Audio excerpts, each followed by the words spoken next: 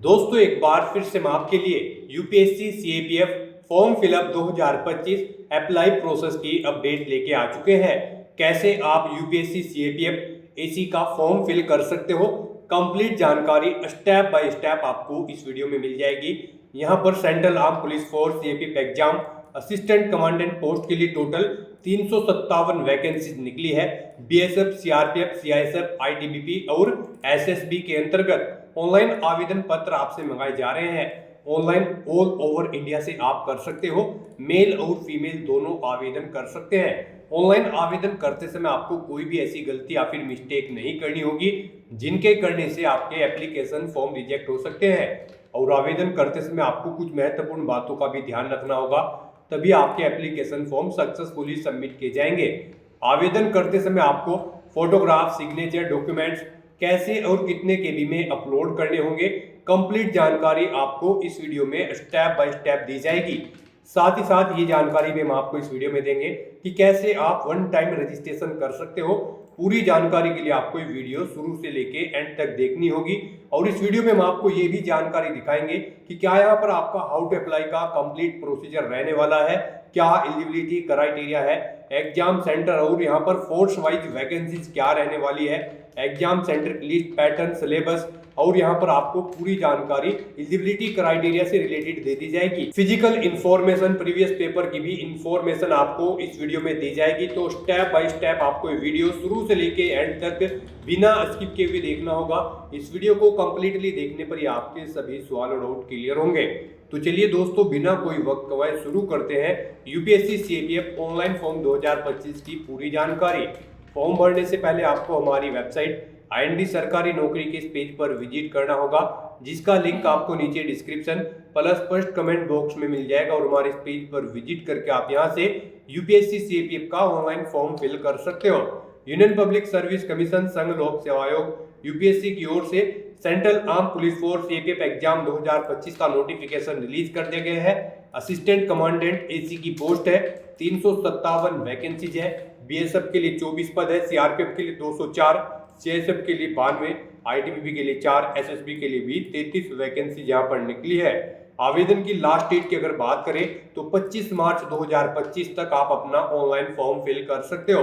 आवेदन करने की लास्ट डेट 25 मार्च है और यहाँ पर एग्जाम डेट 3 अगस्त 2025 है। और अगर आपने ऑनलाइन आवेदन कंप्लीट कर लिया है, आपसे कोई गलती या फिर मिस्टेक हो गई है, तो आप 26 मार्च 2025 से 1 अप्रैल 2025 तक अपने फॉर्म में करेक्शन भी कर सकते हो। 56,100 से 1,77,500 सीढ़ी है प्रति माह के लिए। बैचलर डिग्री से आप अप्लाई कर सकते हो। ग्रेजुएशन डिग्री धारक कैंडिडेट फॉर्म फिल करेंगे। 20 से 25 वर्ष आयु सीमा है। जनरल ओबीसी के लिए 200 रुपए फीस है। SC/ST फीमेल को कोई भी फीस जमा नहीं करनी होगी। ऑनलाइन या ऑफलाइन भी आप फीस पेमेंट कर सकते हो। सिलेक्शन होगा written examination, physical standard test, physical efficiency test, medical standard test, interview या पर्सनैलिटी टेस्ट के आधार पर। फिजिकल डिटेल की बात की जाए तो हाइट मेल के लिए 165 सेंटीमीटर है, फीमेल के लिए 157 सेंटीमीटर है। चेस्ट यहाँ पर ओनली मेल के लिए है। 81 बिना फुलाने के बाद में 5 सेंटीमीटर का अंतर होना अनिवार्य है। वेट यहाँ पर मेल कैंडिडेट के लिए 50 किलोग्राम है, जबकि फीमेल के लिए 40 किलोग्राम है। इसी तरह से 100 मीटर की रेस मेल कैंडिडेट को 16 सेकंड में, जबकि फीमेल को 18 सेकंड में कंप्लीट करनी होगी। 800 मीटर की रेस यहाँ पर मेल को 3 मिनट 45 सेकंड में, फीमेल को 4 मिनट 45 सेकंड में कंप्लीट करनी होगी। लॉन्ग जंप मेल कैंडिडेट के लिए 3.5 मीटर है, इसके लिए 3 चांस दे जाएंगे। फीमेल के लिए 3 मीटर है, इसके लिए 3 चांस दे जाएंगे।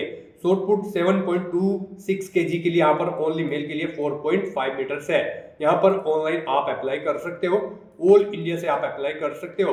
upsconline.nic.in की ऑफिशियल वेबसाइट है, जिससे आप ऑनलाइन अप्लाई कर सकते हो।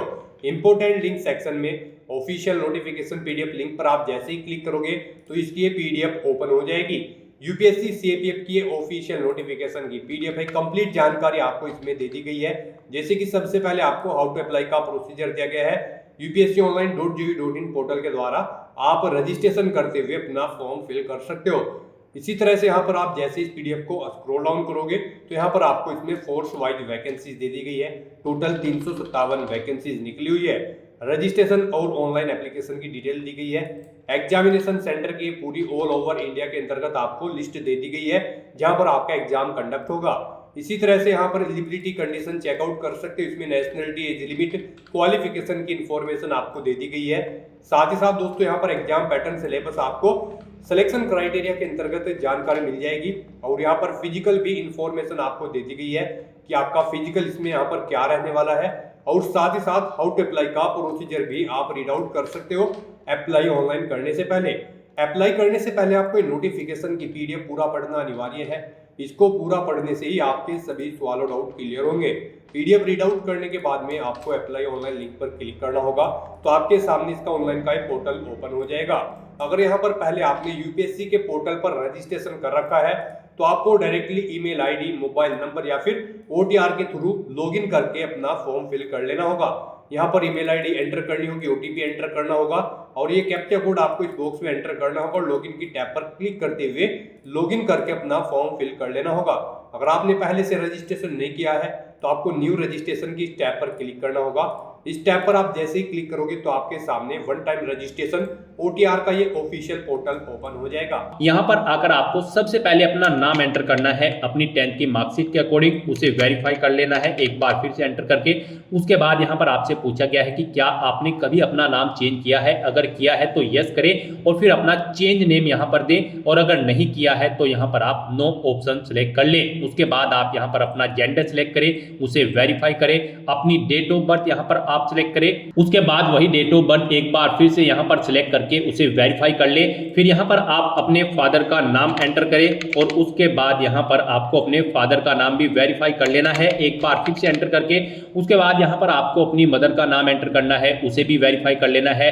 फिर आपको यहाँ पर अपना माइनॉरिटी स्टेटस देना है, क्या आप माइनॉरिटी कम्युनिटी के अंतर्गत आते हैं, अगर आते हैं तो यस करें और फिर अपनी माइनॉरिटी ऑप्शन कैटेगरी सिलेक्ट करें, आप कौन सी कैटेगरी में आते हैं और नहीं आते हैं तो यहाँ पर आपको नो ऑप्शन सिलेक्ट कर लेना है। उसके बाद यहाँ पर आपको अपना 10 डिजिट का मोबाइल नंबर एंटर करना है, अपनी ईमेल आईडी एंटर करनी है। कोई अल्टरनेट मोबाइल नंबर या ईमेल आईडी है तो उसे भी आप एंटर कर सकते हो, नहीं तो इन कॉलम्स को आप खाली छोड़ दें। उसके बाद यहाँ पर आपको अपनी 10वीं क्लास का रोल नंबर एंटर कर देना है। फिर आपसे यहाँ पर एक सिक्योरिटी क्वेश्चन आपको सिलेक्ट कर लेना है, अपनी चॉइस के अकॉर्डिंग कोई भी सिक्योरिटी क्वेश्चन सिलेक्ट करें, उसका आंसर दे। एक और क्वेश्चन आप सिलेक्ट करें यहाँ पर सिक्योरिटी क्वेश्चन 2 सेक्शन में और उसका भी आंसर आप प्रोवाइड करा दें। उसके बाद यहाँ पर आप ये कैप्चा कोड एंटर करें और फिर सबमिट बटन पर क्लिक कर दें। नेक्स्ट आपको आपने पीछे रजिस्ट्रेशन में जो डिटेल्स प्रोवाइड कराई हैं उनका पूरा प्रीव्यू शो कर दिया गया है। आपको सभी डिटेल्स चेकआउट करनी है। कहीं पर कोई मिस्टेक है तो आप अपडेट/चेंज हियर ऑप्शन पर क्लिक करके चेंज कर ले, नहीं है तो आप आई एग्री इस बटन पर क्लिक कर दें। उसके बाद आपके सामने कुछ इस तरह से इंटरफेस ओपन होगा। यहाँ पर आपके रजिस्टर्ड मोबाइल नंबर और ईमेल आईडी पर ओटीपी सबमिट किए गए हैं, वो ओटीपी यहाँ पर आपको एंटर करने हैं और वेरीफाई ओटीपी ऑप्शन पर क्लिक करके अपना मोबाइल नंबर और ईमेल आईडी को वेरीफाई कर लेना है।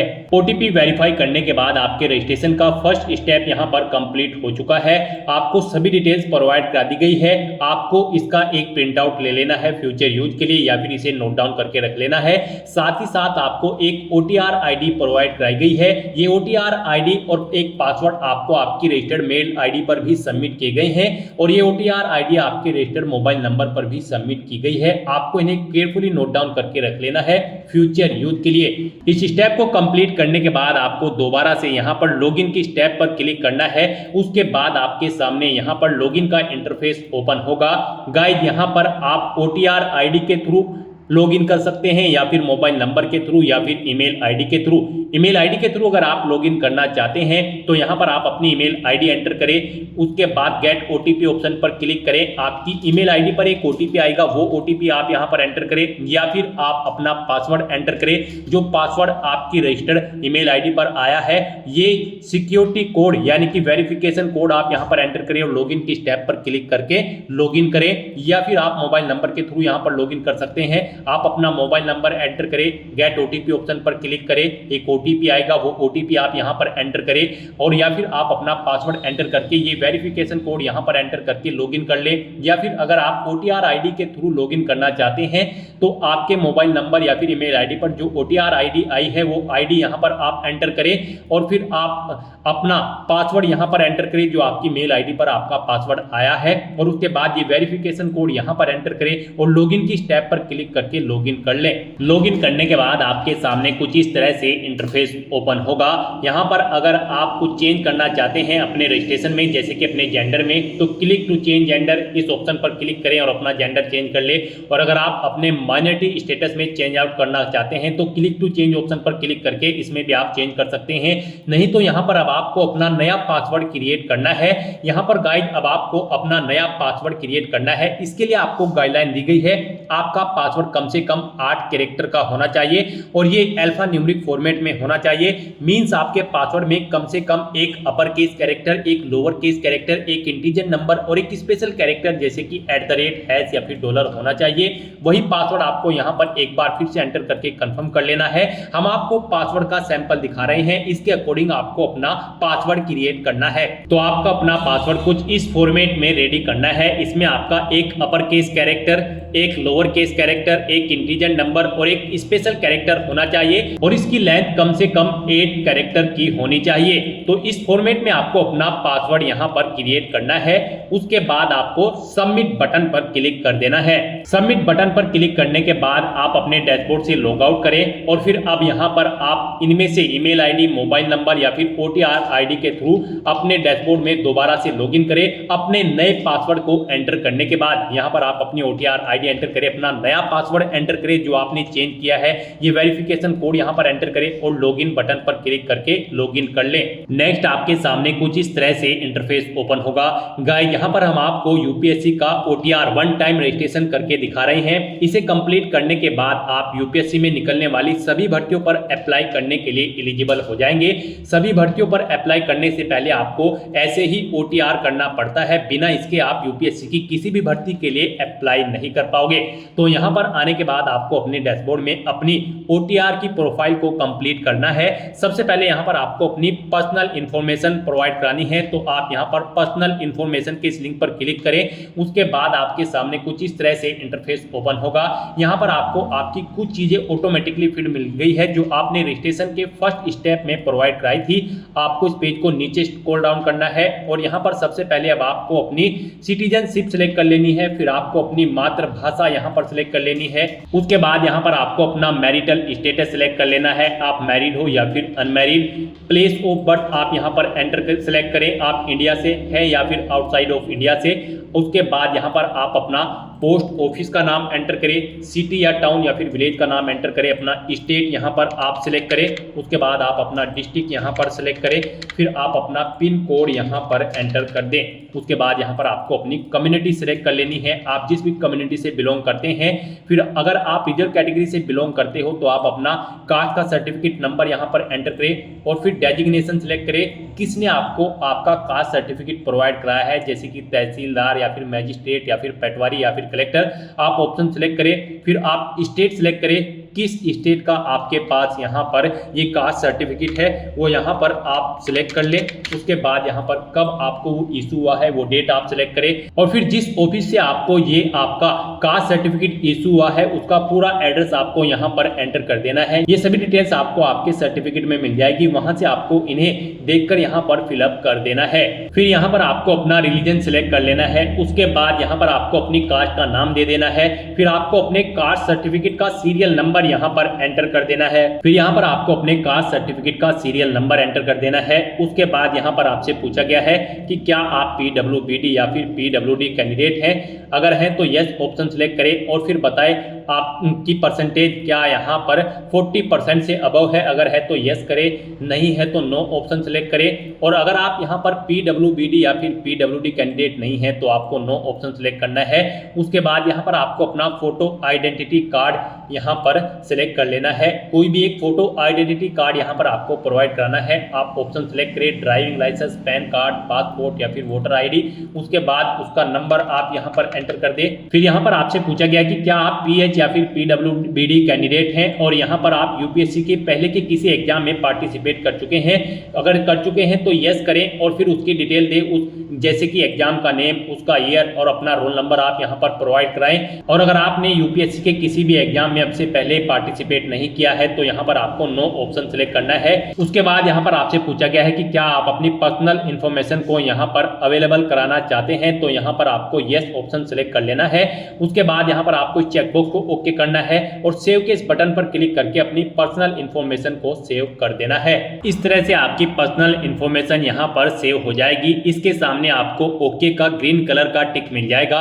अब यहाँ पर आपको अपना एड्रेस इन्फॉर्मेशन प्रोवाइड करानी है। एड्रेस इन्फॉर्मेशन के इस लिंक पर क्लिक करें, उसके बाद आपके सामने कुछ इस तरह से इंटरफेस ओपन होगा। अब यहाँ पर आप अपना कोरोस्पोंडेंस एड्रेस एंटर करें, उसके बाद आप अपना परमानेंट एड्रेस यहाँ पर एंटर कर दें। और अगर आपका परमानेंट एड्रेस आपके कोरोस्पोंडेंस एड्रेस के अकॉर्डिंग सेम है तो यहाँ पर click here if your permanent postal address is same as correspondence address, आप इस चेकबॉक्स पर ओके कर दें। ऑटोमेटिकली आपका परमानेंट एड्रेस आपके कोरोस्पोंडेंस एड्रेस के अकॉर्डिंग फिल हो जाएगा। उसके बाद आप सेव के इस बटन पर क्लिक करके अपनी एड्रेस की इंफॉर्मेशन को आप सेव कर दें। एड्रेस की इंफॉर्मेशन प्रोवाइड कराने के बाद आपको अपना फोटो और सिग्नेचर अपलोड करने हैं, तो आप फोटो एंड साइन अपलोड इस लिंक पर क्लिक करें। आपके सामने कुछ इस तरह से इंटरफेस शो होगा। यहाँ पर आपको दी गई गाइडलाइंस के अकॉर्डिंग अपना फोटो और सिग्नेचर अपलोड करने हैं। गाइस यहाँ पर आपका फोटोग्राफ जेपीजी फॉर्मेट में होना चाहिए और आपका फोटो का डायमेंशन 550 पिक्सल से 1000 पिक्सल के बीच में होना चाहिए और आपका फोटो यहाँ पर कुछ इस तरह से होना चाहिए। उसके नीचे यहाँ पर आपको अपना नाम एंटर करना है और फिर किस डेट को यहाँ पर क्रिएट हुआ है वो डेट आपको यहाँ पर एंटर कर देनी है। यहाँ पर आपके फोटो का बैकग्राउंड व्हाइट कलर में होना चाहिए और ये 10 दिन से ओल्ड नहीं होना चाहिए। मींस जिस दिन आप फॉर्म भर रहे हैं उससे 10 दिन से ज्यादा पुराना फोटो आपका नहीं होना चाहिए।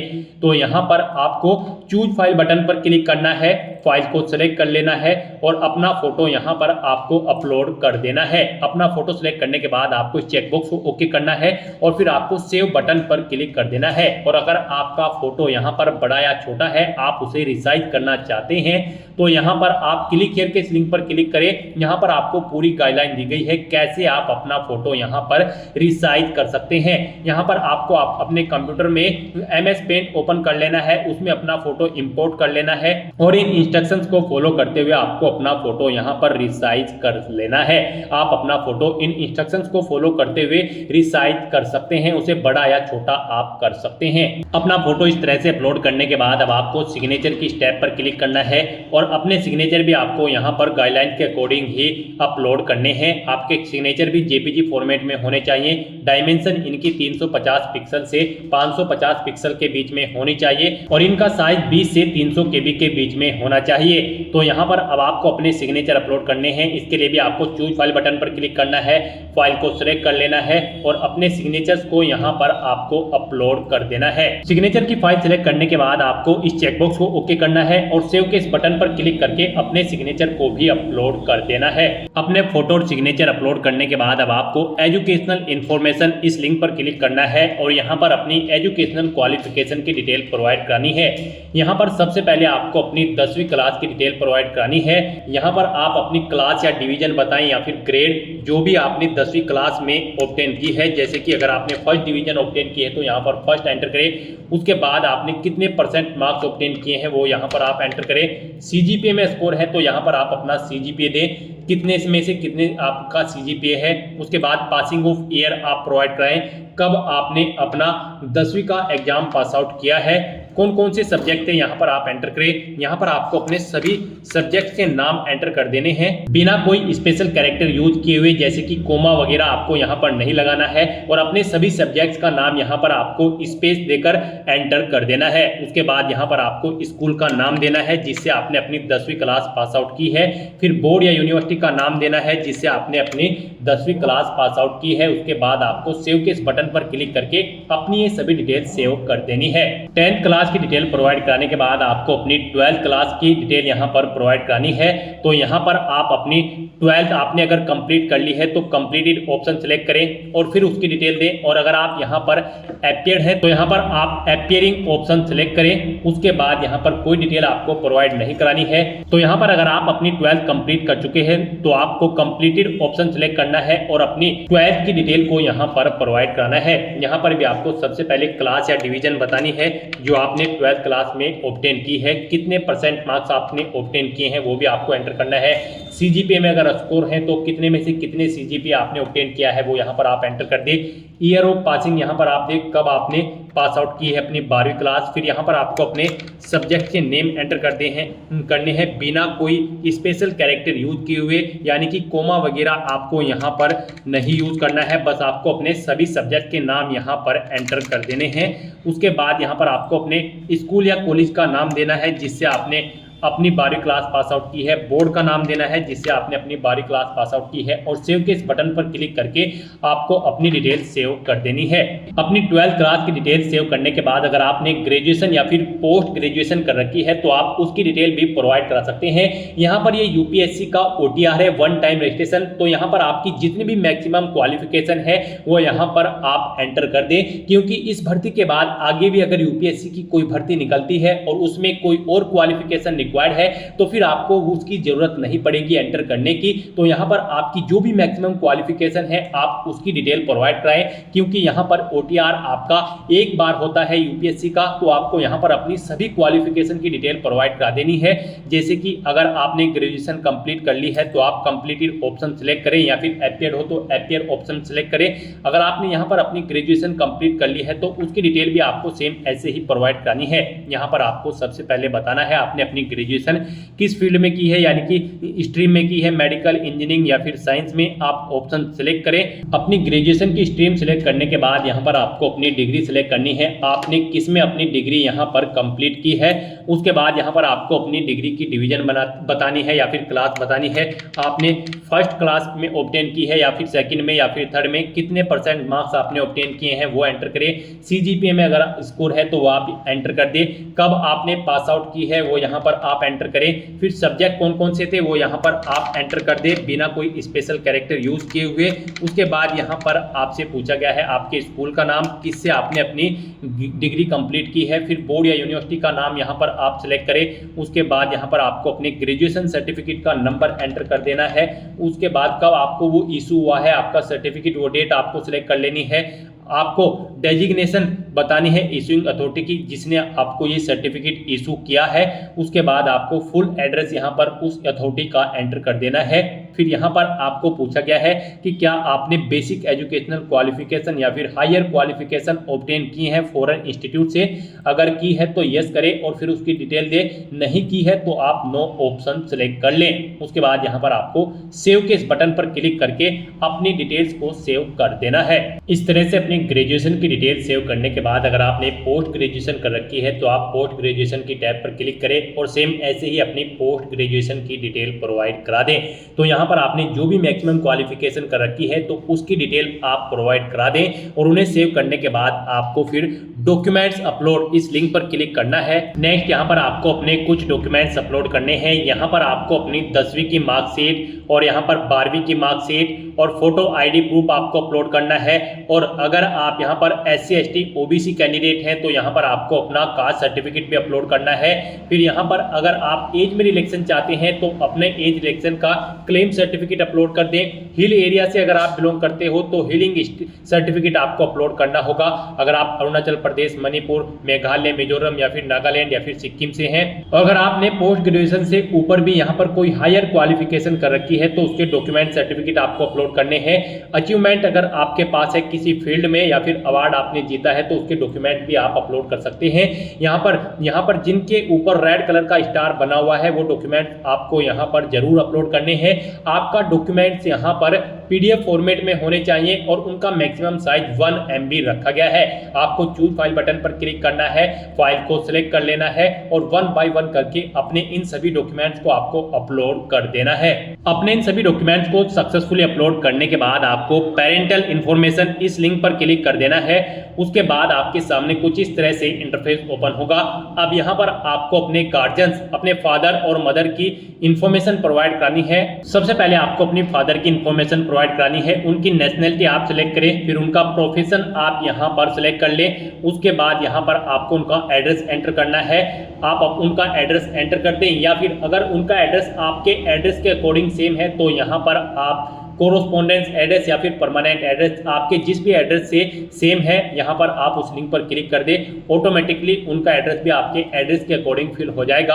और अगर आपके फादर यहाँ पर सर्विस में हैं या फिर रिटायर्ड हो चुके हैं तो उनकी पोस्ट का नाम यहाँ पर आपको एंटर करना है, उनकी एनुअल इनकम यहाँ पर आपको एंटर करनी है, फिर यहाँ पर वो कौन से स्टेट से बिलोंग करते हैं वो स्टेट आपको सेलेक्ट कर लेना है, डिस्ट्रिक्ट सेलेक्ट कर लेना है उनका। और इस तरह से अपनी डिटेल्स फिल करने के बाद आपको सेव बटन पर क्लिक करके अपने फादर की डिटेल को सेव कर देना है। और उसके बाद आपको मदर इन्फॉर्मेशन इस टैब पर क्लिक करके अपनी मदर की इन्फॉर्मेशन भी सेम ऐसे ही यहाँ पर आपको प्रोवाइड करानी है। मदर की इन्फॉर्मेशन में भी आपको सबसे पहले अपनी मदर की नेशनलिटी सेलेक्ट कर लेनी है, उनका प्रोफेशन आपको सेलेक्ट कर लेना है और उनका एड्रेस भी आप यहाँ पर एंटर कर सकते हो, नहीं तो यहाँ पर आप कोरोस्पोंडेंस या फिर परमानेंट एड्रेस या फिर फादर एड्रेस ऑप्शन सेलेक्ट करके इन्हीं का एड्रेस यहाँ पर फिल हो जाएगा।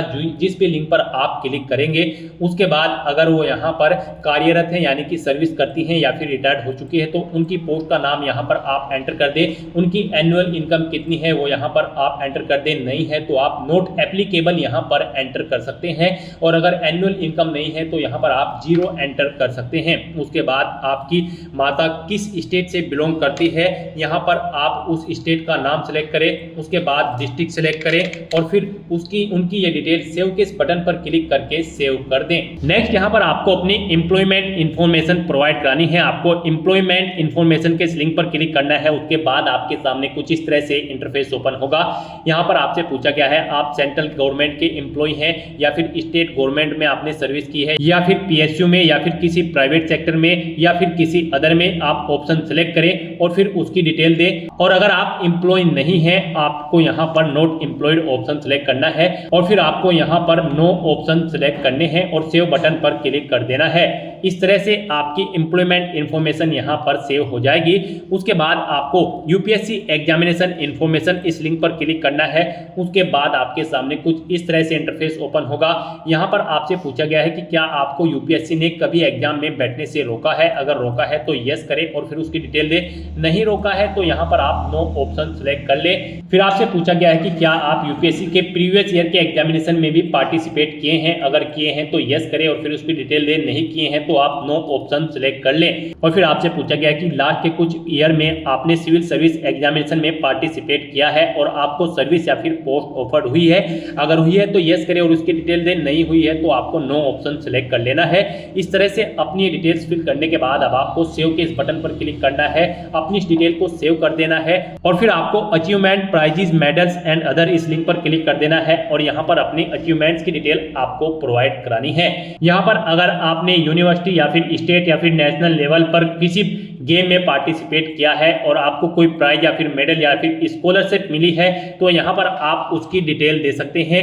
स्पोर्ट में अगर आपके पास NCC या फिर अदर है तो आप यहाँ पर उसकी डिटेल दें। और अगर आपने कोई पोजीशन डिस्ट्रिक्शन लीडरशिप हासिल की है स्कूल या कॉलेज में, उसकी डिटेल प्रोवाइड करा दें। कोई अदर एक्स्ट्रा करिकुलम एक्टिविटीज आपने की है तो उसकी डिटेल प्रोवाइड करा सकते हैं। तो इस तरह से यहाँ पर आपको अपने इन अचीवमेंट्स की, प्राइजेस की, मेडल्स की डिटेल यहाँ पर प्रोवाइड करानी है। अगर आपने अचीवमेंट्स यहाँ पर ऑब्टेन किए हैं, नहीं किए हैं तो आप इनको खाली छोड़ सकते हैं। फिर यहाँ पर आपसे पूछा गया है कि क्या आपके पास यहाँ पर 5 एकड़ एग्रीकल्चर लैंड है और यहाँ पर आपका रेजिडेंशियल फ्लैट 1000 स्क्वायर मीटर से ज्यादा है या फिर रेजिडेंशियल प्लॉट आपका 100 स्क्वायर यार्ड से अबव है या फिर आपका रेजिडेंशियल प्लॉट यहाँ पर 200 स्क्वायर यार्ड या फिर उससे अबव है।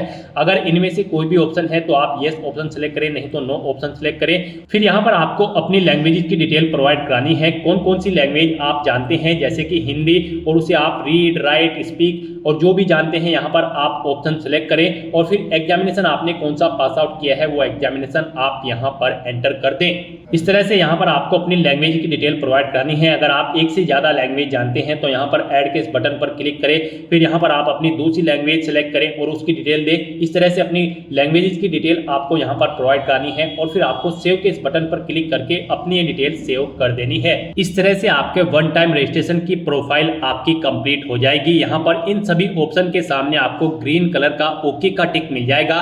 तो यहाँ पर आपकी OTR की प्रोफाइल कंप्लीट हो चुकी है। गाइस यहाँ पर OTR कंप्लीट करने के बाद आपको यूपीएससी की भर्तियों के लिए अप्लाई करना है। उसके लिए आपको लेटेस्ट नोटिफिकेशन की स्टेप पर क्लिक करना है। नेक्स्ट आपके सामने कुछ इस तरह से इंटरफेस ओपन होगा। यहाँ पर यूपीएससी का डैशबोर्ड आपका ओपन हो चुका है।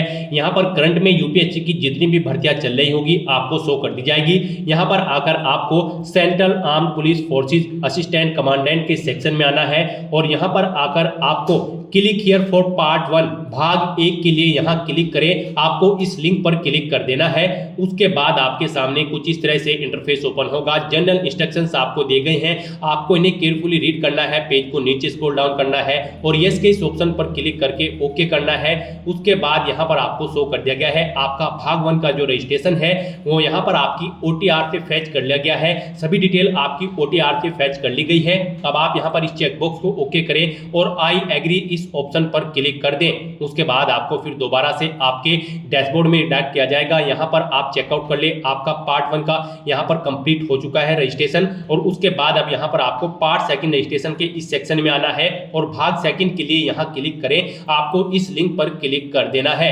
उसके बाद आपके सामने कुछ इस तरह से इंटरफेस ओपन होगा। यहाँ पर आपको आपकी OTR की कुछ डिटेल्स ऑटोमेटिकली फैच करके शो कर दी गई है। अब आप इस पेज को नीचे स्क्रॉल डाउन करें और यहाँ पर बस अब आपको अपनी क्वालिफिकेशन यहाँ पर सिलेक्ट कर लेनी है। यहाँ पर आपसे पूछा गया है कि क्या आपने अपनी बैचलर डिग्री पास आउट कर ली है या फिर इसके इक्विवेलेंट कोई एग्जाम या फिर आप फाइनल ईयर में अपेयर्ड है। यहाँ पर गाइड इस भर्ती में पार्टिसिपेट करने के लिए आपके पास ग्रेजुएट डिग्री होनी जरूरी है किसी वेल रिकॉग्नाइज्ड यूनिवर्सिटी से किसी भी रिलेवेंट डिसिप्लिन के अंतर्गत, या फिर अगर आप फाइनल ईयर में अपेयर्ड हो तब भी आप एलिजिबल हो, अप्लाई कर सकते हो। अपेयर हो तो आप अपेयर ऑप्शन सेलेक्ट करें और पास आउट हो तो यहाँ पर आप ऑलरेडी पास द डिग्री और इक्विवेलेंट एग्जामिनेशन आप इस ऑप्शन को सिलेक्ट कर लें। उसके बाद यहाँ पर आपको कंटिन्यू / आगे बढ़ें, आपको इस ऑप्शन पर क्लिक कर देना है। नेक्स्ट आपके सामने कुछ इस तरह से इंटरफेस ओपन होगा। अब यहाँ पर आपसे पूछा गया है कि क्या आप आयु में छूट का दावा करना चाहते हैं, यानी कि आप एज में रिलैक्सेशन चाहते हैं। अगर चाहते हैं तो यस करें और फिर यहाँ पर आप अपना कैटेगरी कोड यहाँ पर सेलेक्ट कर लें। आप क्लिक के इस बटन पर क्लिक करें तो यहाँ पर आप इनके अकॉर्डिंग अपना कैटेगरी कोड फिल कर दें। तो यहाँ पर आप सेलेक्ट करें तो फिर यहाँ पर आपका कोड एंटर हो जाएगा। और अगर आप आयु में छूट नहीं चाहते हैं तो आप नो ऑप्शन सेलेक्ट कर ले। फिर यहाँ पर आप अगर रिजर्व कैटेगरी से बिलोंग करते हो तो यहाँ पर आपको अपना कैटेगरी सर्टिफिकेट दिया गया है जो आपने रजिस्ट्रेशन टाइम पे अपलोड किया था, उसे आप व्यू कर सकते हो। और उसके बाद गाइस यहाँ पर आपको कंटिन्यू / आगे बढ़े इस ऑप्शन पर क्लिक कर देना है। नेक्स्ट आपके सामने कुछ इस तरह से इंटरफेस ओपन होगा। यहाँ पर आपकी आईडी की डिटेल्स आपको दे दी गई है जो आपने रजिस्ट्रेशन टाइम पे प्रोवाइड कराई थी। उसके बाद यहाँ पर आपसे पूछा गया है आप पेपर 2 के निबंध भाग के लिए परीक्षा का माध्यम सिलेक्ट कर ले। किस माध्यम से आप परीक्षा देना चाहते हैं, हिंदी में या फिर इंग्लिश में, आप अपने कोडिंग ऑप्शन सेलेक्ट करें। फिर आपसे पूछा गया कि क्या आप एक सर्विसमैन भूतपूर्व सैनिक हैं, अगर है तो यस करें, नहीं है तो आप नो ऑप्शन सेलेक्ट कर लें। उसके बाद आपसे पूछा गया है क्या आप सहायक कमांडेंट के पद पर किसी पिछली परीक्षा में अंतिम रूप से चयनित हुए हैं या फिर अनुशंसित हुए हैं। अगर हुए हैं तो आप यस ऑप्शन सेलेक्ट करें, नहीं हुए हैं तो आपको नो ऑप्शन पर सेलेक्ट कर लेना है। और उसके बाद गाइस यहाँ पर आपको कंटिन्यू / आगे बढ़े इस ऑप्शन पर क्लिक कर देना है। नेक्स्ट आपको आपके एप्लीकेशन फॉर्म का पूरा प्रीव्यू शो कर दिया गया है। आपको सभी डिटेल्स केयरफुली चेकआउट करनी है। कहीं पर कोई मिस्टेक है तो आप यहाँ पर अपडेट / सुधार इस ऑप्शन पर क्लिक करें और अपनी डिटेल्स एडिट करके उसे अपडेट कर लें। और अगर गाइस यहाँ पर सभी डिटेल्स ओके हैं तो आप ये कैप्चा कोड यहाँ पर एंटर करें और फिर आप यहाँ पर आई एग्री, मैं सहमत हूँ, आप इस ऑप्शन पर क्लिक कर दें। नेक्स्ट आपके सामने कुछ इस तरह से इंटरफेस शो होगा। यहाँ पर आपने जो पीछे डिटेल प्रोवाइड कराई है आप उसका एक हार्ड कॉपी प्रिंट आउट ले सकते हैं प्रिंट स्लिप के इस ऑप्शन पर क्लिक करके फ्यूचर रेफरेंस के लिए। और यहाँ पर गाइज अब आपको click here for DAF of CAPF part 3 इस ऑप्शन पर क्लिक कर देना है। नेक्स्ट आपके सामने कुछ इस तरह से इंटरफेस शो होगा। अब यहाँ पर आपसे पूछा गया है क्या आपके फादर जिंदा है या उनकी मृत्यु हो चुकी है। जिंदा है तो अलाइव करें, मृत्यु हो चुकी है तो आप डिसीड ऑप्शन सेलेक्ट कर लें। ऐसे ही आप आपको अपनी मदर के बारे में जानकारी देनी है, वो जिंदा है या मृत्यु हो चुकी है। फिर यहाँ पर आपसे पूछा गया है कि क्या आपने एजुकेशनल क्वालिफिकेशन के लिए रूल 6 एग्जामिनेशन का रीड कर लिया है, आपने प्रोसेस कर लिया है, तो यहाँ पर आप येस ऑप्शन सेलेक्ट करें, नहीं किया है तो नो ऑप्शन सेलेक्ट करें, यहाँ पर आपको येस ऑप्शन सेलेक्ट करना होगा। फिर आपसे पूछा गया है कि क्या आप एनसीसी बी या फिर सी सर्टिफिकेट रखते हैं, अगर है तो येस करें, नहीं है तो आप नो ऑप्शन सेलेक्ट कर लें। फिर आपसे पूछा गया है कि क्या आप ई एक्स सर्विसमैन हैं, अगर है तो येस करें, नहीं तो नो ऑप्शन सेलेक्ट करें। नेक्स्ट आपसे पूछा गया क्या आपने पूर्व में भी CAPF ACS एग्जामिनेशन में पार्टिसिपेट किया है और आपको एग्जाम के बेस पर कोई सर्विस यहाँ पर अलॉट हुई है, अगर हुई है तो यस करें और फिर उसकी डिटेल दे, और अगर नहीं हुई है तो यहाँ पर आप नो ऑप्शन सेलेक्ट कर लें। फिर आपसे पूछा गया कि क्या आप सिविलियन सेंट्रल गवर्नमेंट सर्वेंट है, अगर है तो यस करें, नहीं है तो आप नो ऑप्शन सेलेक्ट कर लें। फिर आपसे पूछा गया कि क्या आपको स्पोर्ट्स में कोई अचीवमेंट है, अगर है तो यस करें और फिर उसकी डिटेल दे, जैसे कि स्पोर्ट का नाम, हाईएस्ट लेवल ऑफ पार्टिसिपेशन, कब आपने पार्टिसिपेट किया था वो ईयर आप एंटर करें और सेव एंड ऐड ऑप्शन पर क्लिक करके अपनी स्पोर्ट की डिटेल यहाँ पर आप ऐड कर दें। और अगर आपके पास स्पोर्ट में कोई अचीवमेंट नहीं है तो यहाँ पर आपको नो ऑप्शन सेलेक्ट करना है और उसके बाद गाइस यहाँ पर आपको सेव एंड कंटिन्यू के इस ऑप्शन पर क्लिक कर देना है। नेक्स्ट आपके सामने कुछ इस तरह से इंटरफेस ओपन होगा। गाइस यहाँ पर अब आपको अपनी पोस्ट प्रेफरेंस देनी है, आप किस ऑर्गेनाइजेशन में फर्स्ट नंबर पर जॉब करना चाहते हैं। जिस ऑर्गेनाइजेशन में आप फर्स्ट नंबर पर जॉब करना चाहते हैं, जैसे कि CRPF में अगर आप फर्स्ट नंबर पर असिस्टेंट कमांडेंट की पोस्ट को तरजीह दे रहे हैं तो यहाँ पर आपको 1 एंटर करना है। बॉर्डर सिक्योरिटी फोर्स को अगर आप तीसरे नंबर पर रखना चाहते हैं तो इसके सामने आपको 3 एंटर करना है। इस तरह से आपको यहाँ पर आप जिस ऑर्गेनाइजेशन को जिस नंबर पर प्रेफरेंस देना चाहते हैं उसके सामने यहाँ पर आपको नंबर एंटर कर देने हैं और उसके बाद गाइस यहाँ पर आपको सेव एंड कंटिन्यू के इस ऑप्शन पर क्लिक करना है। नेक्स्ट आपके सामने डिक्लेरेशन का सेक्शन ओपन होगा। यहाँ पर आपको प्रीव्यू एप्लीकेशन के इस लिंक पर क्लिक करके अपने एप्लीकेशन फॉर्म का प्रीव्यू चेकआउट कर लेना है और फिर यहाँ पर आपसे पूछा गया है कि क्या आपने प्रीव्यू देख लिया है अपने एप्लीकेशन फॉर्म का, तो यहाँ पर आपको यस ऑप्शन सेलेक्ट करना है और फिर गाइस यहाँ पर आपको पार्ट 3 फाइनल सबमिट आपको इस ऑप्शन पर क्लिक कर देना है। उसके बाद यहाँ पर आपको आपके डैशबोर्ड में डायरेक्ट कर दिया जाएगा। अब आपको यहाँ पर आप चेकआउट कर सकते हो आपका पार्ट 1, पार्ट 2 और पार्ट 3 का एप्लीकेशन फॉर्म भरा जा चुका है और आपका फोटोग्राफ और सिग्नेचर भी यहाँ पर फैचअप कर लिए गए हैं आपके OTR से। अब यहाँ पर बस आपको last option centre selection and agreeing to declaration इस लिंक पर क्लिक कर देना है। उसके बाद आपके सामने कुछ इस तरह से इंटरफेस ओपन होगा। अब यहाँ पर आप अपना एग्जामिनेशन सेंटर सेलेक्ट करें, उसके बाद यहाँ पर आप डिक्लेरेशन घोषणा ये घोषणा रीड कर ले और इन डिटेल्स को रीड करने के बाद बस अब आपको यहाँ पर I have read the declaration and agree, मैंने घोषणा पत्र को पढ़ लिया है और मैं सहमत हूँ, आप इस ऑप्शन पर क्लिक कर दें। उसके बाद आपके सामने कुछ इस तरह से इंटरफेस ओपन होगा। यहाँ से आप चेकआउट कर सकते हो। आपका एप्लीकेशन फॉर्म सक्सेसफुली सबमिट हो चुका है। गाइस यहाँ पर अगर आप रिजर्व कैटेगरी से बिलोंग करते हो, जी हाँ दोस्तों, यहाँ पर अगर आप SC ST फीमेल कैंडिडेट हैं तो आपको कोई फीस जमा नहीं करानी है और अगर आप जनरल OBC कैंडिडेट हैं तो आपको 200 रुपये फीस के रूप में जमा कराने होंगे। ये फीस का अमाउंट आप debit card, credit card, net banking या फिर UPI के माध्यम से जमा करा सकते हो। अगर आप यहाँ पर अनरिजर्व कैटेगरी से हो तो यहाँ पर आपको पहले अपनी फीस पेमेंट करनी होगी, उसके बाद आपका एप्लीकेशन फॉर्म सबमिट होगा।